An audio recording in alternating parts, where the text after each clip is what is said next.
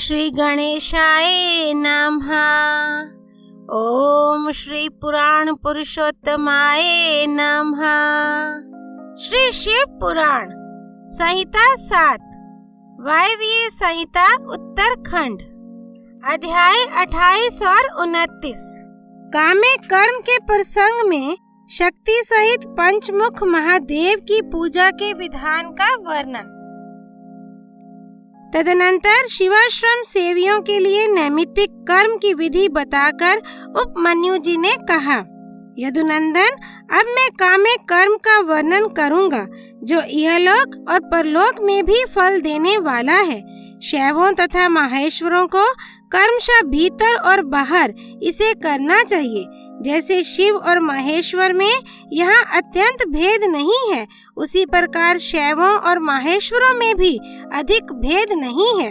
जो मनुष्य शिव के आश्रित रहकर ज्ञान यज्ञ में तत्पर होते हैं वे शैव कहलाते हैं, और जो शिवाश्रित भक्त भूतल पर कर्म यज्ञ में संलग्न रहते हैं वे महान ईश्वर का यजन करने के कारण माहेश्वर कहे गए हैं।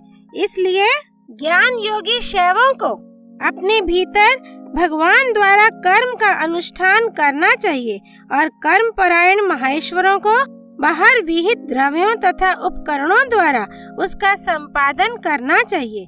आगे बताए जाने वाले कर्म के प्रयोग में उनके लिए कोई भेद नहीं है। गंध, वर्ण और रस आदि के द्वारा विधि पूर्वक भूमि की परीक्षा करके मनोअभिलषित स्थान पर आकाश में चंदोवा तान दे और उस स्थान को भली भांति लीप पोत कर दर्पण के समान स्वच्छ बना दे। तत्पश्चात शास्त्रोक्त मार्ग से वहां पहले पूर्व दिशा की कल्पना करे।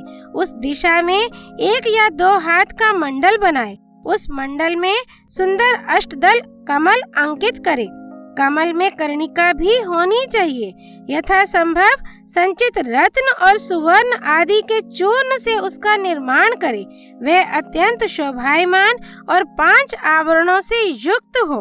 कमल के 8 दलों में पूर्वादि क्रम से अणिमा आदि 8 सिद्धियों की कल्पना करे तथा उनके केसरों में शक्ति सहित वामदेव आदि 8 रुद्रों को पूर्वादि दल के क्रम से स्थापित करे।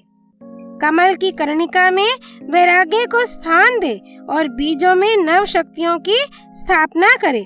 कमल के कंद में शिव संबंधी धर्म और नाल में शिव संबंधी ज्ञान की भावना करे।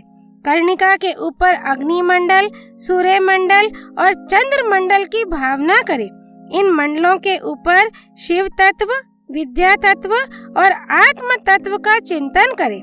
संपूर्ण कमलासन के ऊपर सुख पूर्वक विराजमान और नाना प्रकार के विचित्र पुष्पों से अलंकृत 5 आवरणों सहित भगवान शिव का माता पार्वती के साथ पूजन करे। उनकी अंग कांति शुद्ध स्फटिक मणि के समान उज्जवल है। वे सतत प्रसन्न रहते हैं। उनकी प्रभा शीतल है। मस्तक पर विद्युन मंडल के समान चमकीली जटा रूप मुकुट उनकी शोभा बढ़ाता है। वे व्याघ्र चर्म धारण किए हुए हैं। उनके मुखारबिंद पर कुछ कुछ मंद मुस्कान की छटा छा रही है। उनके हाथ की हथेलियां और पैरों के तलवे लाल कमल के समान अरुण प्रभा से उद्भासित हैं। वे भगवान शिव समस्त शुभ लक्षणों से संपन्न और सब प्रकार के आभूषणों से विभूषित हैं। उनके हाथों में उत्तमोत्तम दिव्य आयुध शोभा पा रहे हैं और अंगों में दिव्य चंदन का लेप लगा हुआ है। उनके 5 मुख और 10 भुजाएं हैं। अर्ध चंद्र उनकी शिखा के मणि हैं। उनका पूर्ववर्ती मुख प्रातः काल के सूर्य की भांति अरुण प्रभा से उद्भासित एवं सौम्य है। उसमें 3 नेत्र रूपी कमल खिले हुए हैं तथा सिर पर बाल चंद्रमा का मुकुट शोभा पाता है। दक्षिण मुख नील जलधर के समान श्याम प्रभा से भासित होता है। उसकी भौहें टेढ़ी हैं। वह देखने में भयानक है।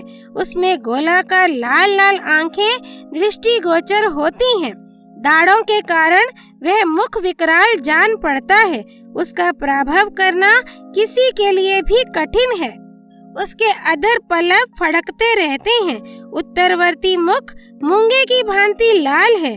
काले काले केशपाश उसकी शोभा बढ़ाते हैं। उसमें विभ्रम विलास से युक्त 3 नेत्र हैं और उसका मस्तक अर्धचंद्रमय मुकुट से विभूषित है। भगवान शिव का पश्चिम मुख पूर्ण चंद्रमा के समान उज्जवल तथा 3 नेत्रों से प्रकाशमान है। उसका मस्तक चंद्रलेखा की शोभा धारण करता है। वह मुख देखने में सौम्य है और मंद मुस्कान की शोभा से उपासकों के मन को मोह लेता है। उनका 5वां मुख स्फटिक मणि के समान निर्मल, चंद्रलेखा से समुज्वल, अत्यंत सौम्य तथा 3 प्रफुल्ल नेत्र कमलों से प्रकाशमान है।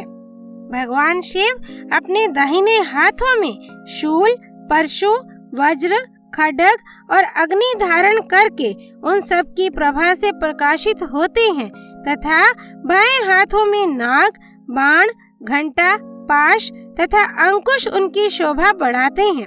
पैरों से लेकर घुटनों तक का भाग निवृत्ति कला से संबंध है। उससे ऊपर नाभि तक का भाग प्रतिष्ठा कला से, कंठ तक का भाग विद्या कला से, ललाट तक का भाग शांति कला से और उसके ऊपर का भाग शांतितीता कला से संयुक्त है। इस प्रकार वे पंचध्व व्यापी तथा साक्षात पंचकलामय शरीरधारी हैं। ईशान मंत्र उनका मुकुट है। तत्पुरुष मंत्र उन पुरातन देव का मुख है। अघोर मंत्र हृदय है। वामदेव मंत्र उन महेश्वर का गुहे भाग है और सद्योजात मंत्र उनका युगल चरण है। उनकी मूर्ति 38 कलामय है। परमेश्वर शिव का विग्रह मातृका, वर्णमालामय, पंचब्रह्म, ईशान, सर्व विद्यानाम इत्यादि 5 मंत्रमय, प्रणवमय तथा हंस शक्ति से संपन्न है। इच्छा शक्ति उनके अंक में आरूढ़ है। ज्ञान शक्ति दक्षिण भाग में है तथा क्रिया शक्ति वाम भाग में विराजमान है। वे त्रितत्वमय हैं, अर्थात आत्म तत्व, विद्या तत्व और शिव तत्व उनके स्वरूप हैं। वे सदाशिव साक्षात विद्या मूर्ति हैं। इस प्रकार उनका ध्यान करना चाहिए। मूल मंत्र से मूर्ति की कल्पना और सकलीकरण की क्रिया करके मूल मंत्र से ही यथोचित रीति से कर्मशः पाद्म आदि विशेषा अर्धे पर्यंत पूजन करे। फिर पराशक्ति के साथ साक्षात मूर्तिमान शिव का पूर्वोक्त मूर्ति में आह्वान करके सद व्यक्ति रहित परमेश्वर महादेव का गंधादि पंचोपचारों से पूजन करे। 5 ब्रह्म मंत्रों से, 6 अंग मंत्रों से, मातृका मंत्र से, प्रणव से, शक्ति युक्त शिव मंत्र से, शांत तथा अन्य वेद मंत्रों से अथवा केवल शिव मंत्र से उन परम देव का पूजन करे। पाद्म से लेकर मुख शुद्धि पर्यंत पूजन संपन्न करके इष्ट देव का विसर्जन किए बिना ही कर्मशः 5 आवरणों की पूजा आरंभ करे। अध्याय 28 और 29 संपूर्ण। यदुनंदन भगवान श्री कृष्ण की जय। देवों के देव महादेव शिव शंकर की जय। परमेश्वर भगवान शिव अर्धांगिनी माँ पार्वती की जय। हर हर महादेव। श्री हरि अर्पणमस्तु।